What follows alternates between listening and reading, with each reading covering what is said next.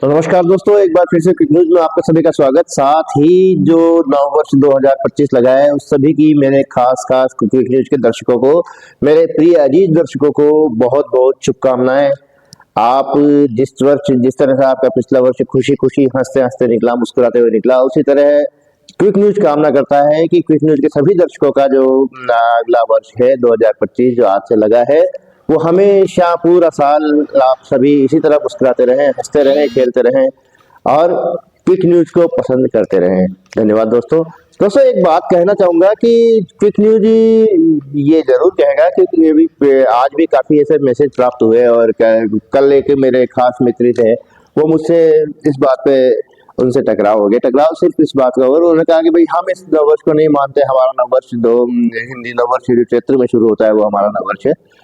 दोस्तों मैंने उनसे उसी रो में पूछ लिया कि भाई आपकी जन्म तिथि क्या है, तो उन्होंने तारीख बता दी 28 फरवरी 1995। मैंने कहा नहीं भाई आप तिथि बताओ चैत्र, क्योंकि आप चैत्र का नववर्ष मानते हो, आप इस नववर्ष को नहीं मानते। तो उन्होंने बस वहीं पे टाइम टाइफिस, उनको कोई तिथि याद नहीं थी। मैंने कहा चलिए आज की तिथि बता दीजिए, उनको आज कल की तिथि भी याद नहीं थी।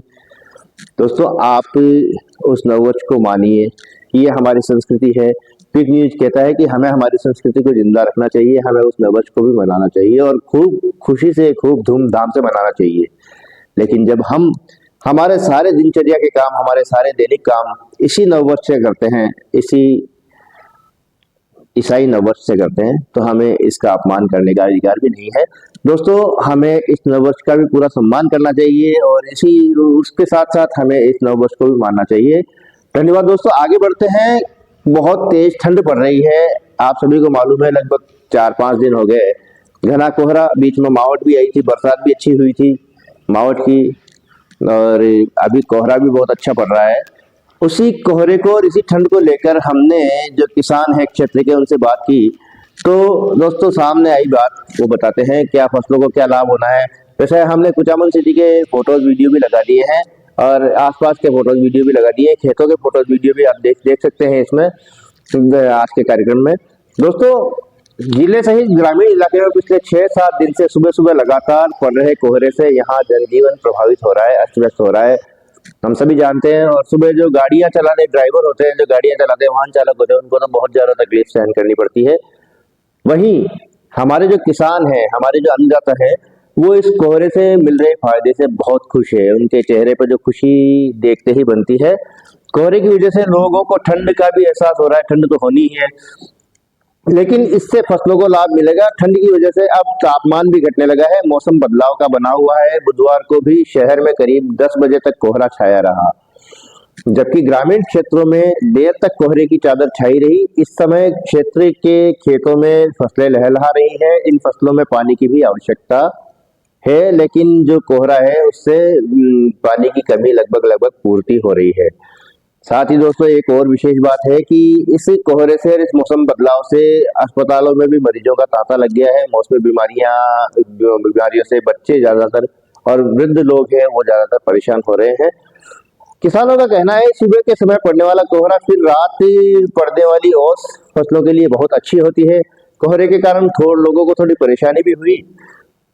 सर्दी ने जोर पकड़ना शुरू कर दिया, तापमान में लगातार गिरावट दर्ज की जा रही है। इलाके में 7वें दिन बुधवार को सुबह घना कोहरा छाया रहा। आसमान से बरस रही ओस की बूंदों के कारण सर्दी का प्रकोप बढ़ गया है, जिसके चलते लोग घरों में दुबके नजर आए। दोस्तों घरों में बैठे रहने वालों के लिए बड़ा आनंद का क्षण है, क्योंकि ये लोग अभी घर में बैठे रहते हैं, साथ में चाय पकौड़ी का आनंद भी बड़े मजे से ले रहे हैं।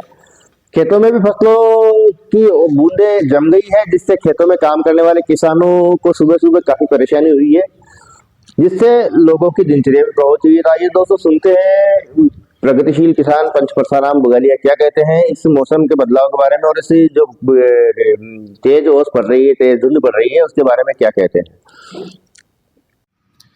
पिछले दिनों हुई हल्की मावठ के कारण शहर सहित खेतों में लगातार कोहरा गिर रहा है। इस कोहरे से भले ही आम जनजीवन परेशान है, वाहन चालकों को भी कठिनाइयों का सामना करना पड़ रहा है, मजदूर वर्ग भी काम पर जाने में परेशानी झेल रहे हैं, लेकिन यह कोहरा खेती के लिए वरदान से कम नहीं है। इस कोहरे के रूप में गिर रही बूंदें फसलों के लिए अमृत के समान है। खासकर असिंचित क्षेत्र में जो सरसों, रायड़ा, चना सहित फसलों में यह फायदेमंद साबित होगा। दोस्तों, लोगों ने सर्दी के बचाव के लिए अलाव का सहारा लिया। या जहां जहां भी जाते हैं देखते हैं कई लोग बाहर, घर के बाहर या अपने चौक में अलाव लगाते हैं, लकड़ियां लगाते हैं और वहां बैठे रहते हैं, अलाव का सहारा लिया। शहर से ज्यादा ग्रामीण इलाके में सर्दी का प्रकोप देखने को मिल रहा है। सड़कों पर विजिबिलिटी कम होने के कारण वाहन ड्राइवरों को लाइट का प्रयोग करना पड़ रहा है। वहीं कोहरे से गेहूं जो सहित रबी की फसलों में तेजी से फुटान हो रहा है, मतलब तेजी से फसलें बढ़ रही है। कोहरे के रूप में गिरने वाली ओस की बूंदें रबी की फसलों के लिए फायदेमंद साबित हो रही है। वही फसलों में सिंचाई के लिए पानी की आवश्यकता कम है, क्योंकि ओस की बूंदें और ये जो कोहरा गिर रहा है इससे जमीन में वैसे ही नमी बनी हुई है, तो पानी की आवश्यकता बहुत कम हो गई है। क्योंकि ओस गिरने से जमीन में नमी है, यही कारण है कि कोहरा जौ, गेहूं, चना, सरसों, मेथी, रायड़ा, इसबगोल सहित रबी की फसलों के लिए लाभकारी साबित हो रहा है।